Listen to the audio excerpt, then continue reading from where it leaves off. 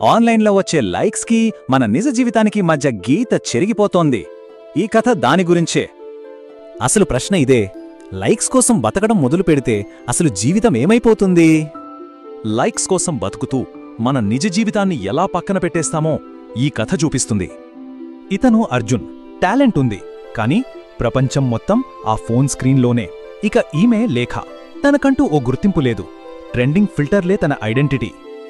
ఇద్దరూ ఒకే కాలేజీ అయినా వాళ్ల కళ్ళు ఎప్పుడూ వేర్వేరు స్క్రీన్ల మీదే. ఒకరినొకరు చూసుకోరు. అర్జున్కి ఆన్లైన్ ఫ్రెండ్సే ముఖ్యం. నిజమైన స్నేహితులు ఎదురు చూస్తున్నా పట్టించుకోడు. ఇక లేఖ జీవితంలో ముఖ్యమైన సంఘటనలు కూడా పోస్ట్ చేయాల్సిన డ్రాఫ్ట్స్ మాత్రమే. సరిగ్గా అప్పుడే వైరల్ అవ్వొచ్చనే ఆశతో ఒక డేంజరస్ ఛాలెంజ్ ట్రెండ్ అవుతుంది. అర్జున్ ఒక్క క్షణం కూడా ఆలోచించలేదు. వెంటనే ఆ రిస్కీ రీల్ మొదలుపెట్టేశాడు. ఫాలోవర్స్ కోసం లేఖ కూడా వెనకాడలేదు. ఆ ట్రెండ్ని ఫాలో అయిపోయింది. స్టంట్ చేస్తున్నప్పుడు అర్జున్ కాలు జారింది.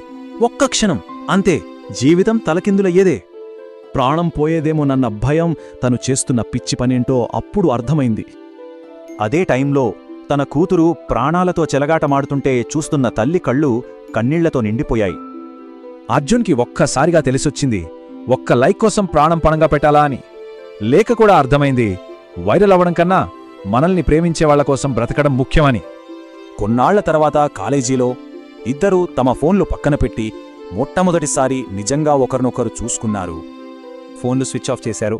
ఇద్దరూ కలిసి ప్రశాంతంగా ఆకాశం వైపు చూశారు. అంటే అసలు విషయమేంటంటే, సోషల్ మీడియా అనేది ఒక టూల్ మాత్రమే, అదే జీవితం కాదు. స్క్రీన్లు స్వైప్ చేస్తూ పోతే నిజ జీవితంలో మిస్ అవ్వకూడని క్షణాలు చేజారిపోతాయి. చివరిగా జీవితం మన చేతుల్లో ఉండాలి, అంతేకాని సోషల్ మీడియా కంట్రోల్లో కాదు.